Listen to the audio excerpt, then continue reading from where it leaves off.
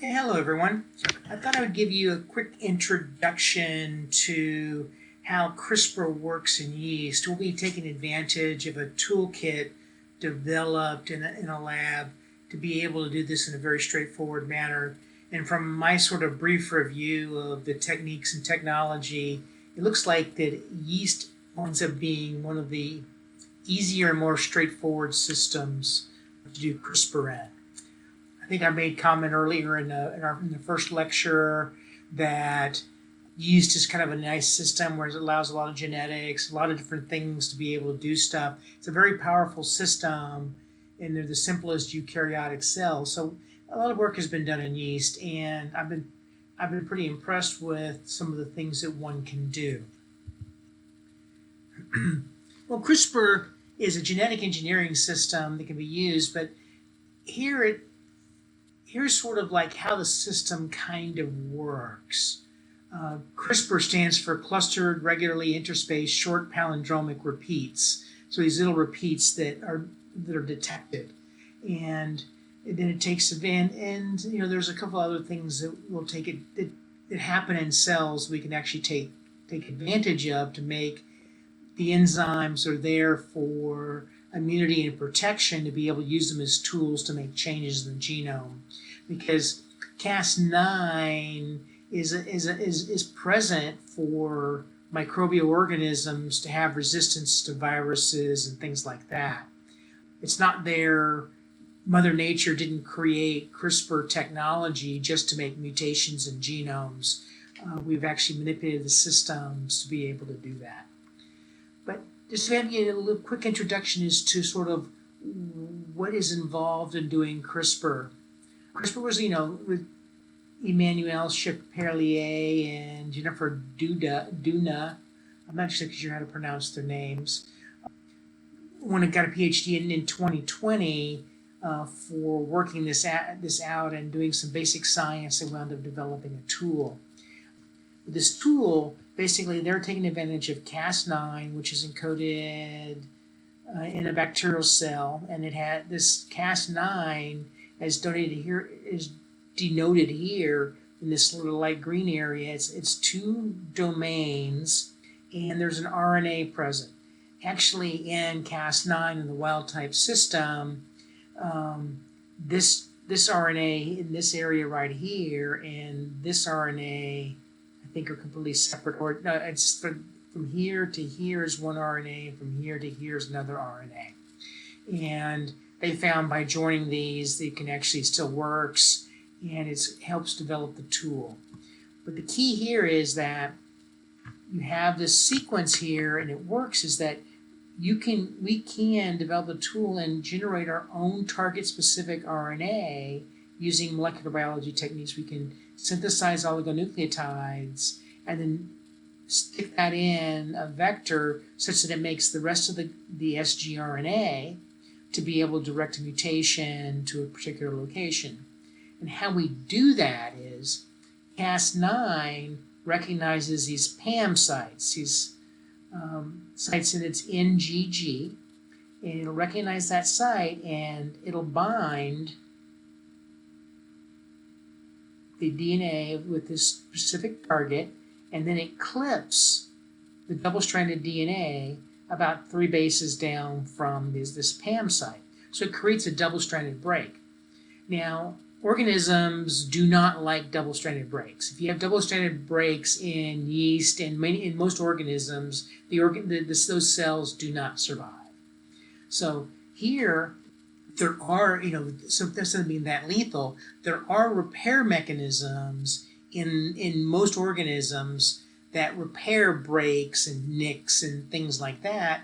In this case, since we're doing a double-stranded break, there are 2 mechanisms in which cells go ahead and repair these breaks. One of them is called HDR, which is homology-directed repair, and it's a sequence that it'll direct it to a certain sequence and be very specific, and it has very, very high fidelity. It's a very, very good way to correct. It's a very accurate way for the cell to correct damaged DNA. And there's this non-homologous end-joining mechanism that is more error prone, that is also active in cells, in which you have a double-stranded break, it'll put two double-stranded pieces together. And it doesn't necessarily have to use a homologous sequence, but it'll join these two pieces together. So we can go ahead and take advantage of all these little pieces and all these little parts in yeast to take advantage of the system. So again, we have this enzyme called Cas9. I think it's also called caspase. It uses an RNA sequence to direct cleavage of double-stranded DNA. And this double-stranded DNA creating that break, then we can go ahead and take advantage of systems like homology-directed repair and the non-homologous end-joining mechanisms to go ahead and fix things, and we can maybe try to convince it to make the mutation we want. And we're going to take advantage of that in this CURE series of experiments we're going to do. In assignment 2, I want you're going to develop a hypothesis, and you're going to develop sort of design on paper and using the computer these oligonucleotides to make a repair. And we're going to clone these oligonucleotides to be able to generate that guide sequence. I'll show you more about that in the next slide. And then we're going to transform yeast with this vector we make, and we're going to add DNA that has the sequence that we want to incorporate in it and have homology-directed repair and the non-homologous end-joining repair to go ahead and to fix that break and incorporate our mutation. And once we do that, we're going to basically isolate that enzyme, and we're going to test it to see what that mutation did to the enzyme. To be able to do this, the Weyrich lab developed a series of tools, and it's described in this paper by Lafferty et al. It was in 2015 in Yeast. I have that paper. You have links to it in a couple of methods, and I think the paper you can download it from Blackboard. I think it's the Blackboard now. But Lafferty set up this whole nice system, elaborate system that has a plasmid that has Cas9 encoded on it. It has an ampicillin resistance. It has an origin in yeast. It has an origin for replication in bacteria, and it has ampicillin resistance as well. And also it encodes the RNA portion that Cas9 uses to direct its cleavage of the genome. And that's denoted in this section right here. So it has this promoter region, it has couple of restriction sites in this area, and then it has the 3' end of that sgRNA that we showed you in the 2 slides ago. So it basically encodes this RNA. And what we do is we clone in, we make 2 oligonucleotides, and using the toolkit developed at this website, we'll be able to predict those sequences, and we'll incorporate them in, and we will have a promoter that produces this guide RNA. And that'll be the first few experiments that we do, is we'll try to clone those sequences, and then we're going to do some screening to make sure we have the clones that we need to be able to do the experiment. And it's a really elaborate, nice little toolkit. I mean, that's the big advantage to CRISPR and a lot of molecular biology is there are toolkits where if you go through certain steps and that are denoted by certain methodologies, you'll be able to do what you need to do, and it can be applied across many different disciplines. I've used a lot of molecular biology over the years, but I have never been, quote, a molecular biologist. I've been a biochemist particularly interested in protein structure function, and I've used molecular biology, one, to get sequences and to be able to overexpress and express proteins and make mutations and study those mutations. And I've used molecular biology as a tool, but I've never really studied molecular biology. I've never looked at gene regulation or anything like that, or how different systems in the body work.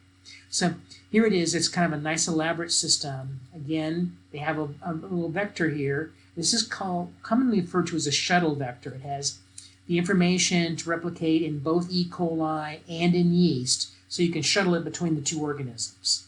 And that's really kind of a powerful system, so you can take advantage of E. coli, because E. coli is easier to work in, to do the clones and screen and all those sorts of things are much easier to do in E. coli than they are in yeast. But once we have this oligonucleotide cloned in here, as soon as we put this vector in yeast by itself, it's going to do a double-stranded clip in the genome, and those cells are not going to, and the cells that express this plasmid are not going to survive. So here's what you have to do next, is that we have this vector with this marker to a particular mutation. It's going to be directed to an area here. You'll be the PAM site is located in the genome right here, next to this little scissor icon. And what we're going to do is we're going to make a silent mutation in the PAM site, because if the PAM site is left there, the vector will keep clipping there, and the cells will not be able to survive. So what we do is we make a silent mutation in the PAM site such that the same amino acid will be expressed, and we won't make any changes to the sequence of the amino acids, but we'll stop caspase from recognizing and being able to clip in the genome in this area. And then relatively nearby, probably within 20 to 30 bases of that area, we will go ahead and incorporate a mutation in the DNA such that it'll make the amino acid we want it to make.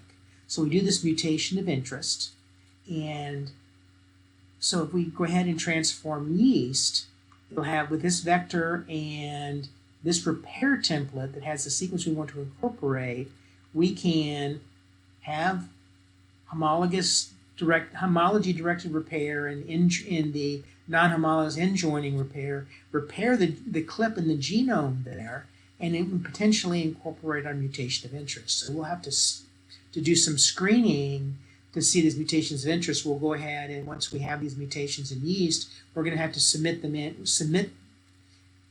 for DNA sequence analysis to see if we incorporated the mutations.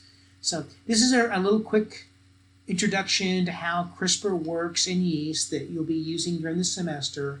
I'll be reviewing the different parts of this as we do them during class, but I wanted you to see the whole picture of how this system works, and it's a very powerful tool developed by Laffery in the Wyrick lab, in 2015, 2014 probably was when she did the work. But it's a very elaborate, very nice system to be able to make mutations. So if you have any questions, feel free to send me an email, or if you see me in class and have questions about this, feel free to ask. I'll see you later.